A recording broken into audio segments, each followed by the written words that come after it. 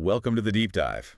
If you try to sue the federal government without a lawyer, you don't really get a paved road. You basically hit a 42 U.S.C. Section 405G brick wall. Yeah, a massive brick wall. Right, so today we're looking at this wild $2.5 billion lawsuit, Jordan v. Commissioner of Social Security. And our mission here is to unpack how federal courts handle these chaotic, self-represented lawsuits and the strict hurdles you need to clear to even sue the Social Security Administration. Okay, let's unpack this. Well, the documents from this case, specifically the electronic docket notice and the court's order to amend, they really give us this masterclass in pro se litigation. Pro se meaning, doing it yourself without a lawyer. Exactly. It exposes the intense procedural hoops required just to drag the Social Security Administration into a courtroom. So the plaintiff here, Corliss Best Jordan, originally filed a suit claiming that a fraudulent asthma diagnosis back in 2000 basically ruined his disability claims. Yeah, but he didn't just sue the Social Security Commissioner. He started dragging in completely unrelated parties. Yeah. Like the Savannah Police Department, Savannah Technical College, and even MetLife.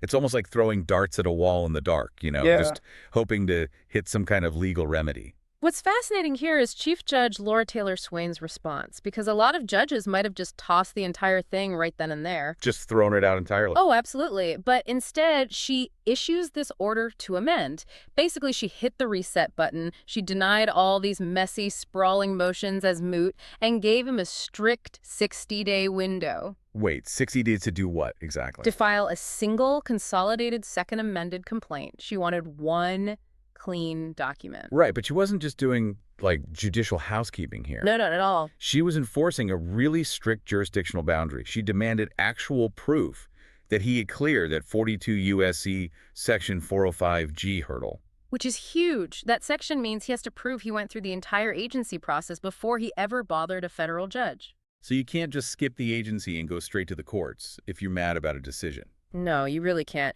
Think of the federal court as Tier 3 IT support. Okay, that makes sense. Yeah, you can't just barge into a judge's courtroom because your disability check didn't show up.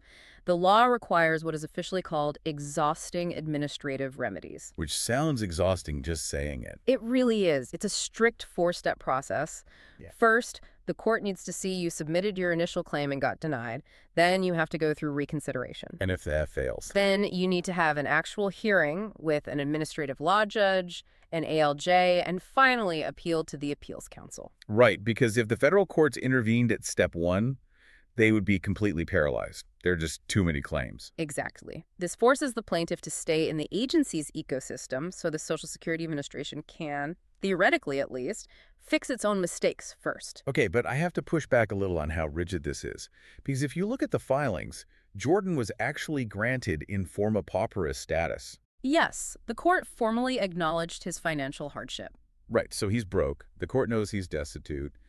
If someone is, completely desperate for benefits, isn't there some sort of shortcut around this multi-year bureaucratic maze? You would think so, but the legal standard the judge quoted is pretty unyielding. The rule is basically that exhaustion is the rule and waiver is the rare exception. So what actually counts as an exception then? Well, there are a few very narrow ones, if you can prove that going through all those steps would be completely futile, or if the delay would cause immediate, irreparable harm. Which I'm guessing is super hard to prove. The burden of proof is massive, and Jordan just failed to provide any of that. He didn't have dates, he didn't have an appeals council letter, he had no proof of those exceptions. So he had no receipts. None.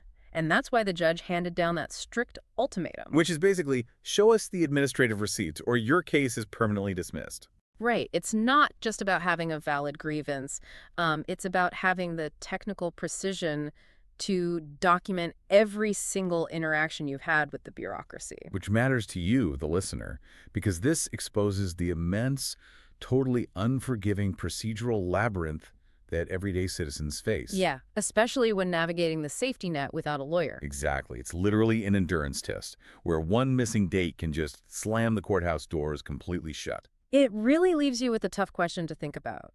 If navigating this required administrative process demands this much technical precision from the most financially vulnerable people, is the system actually designed to efficiently resolve claims? Or is its real function to simply exhaust the applicants themselves?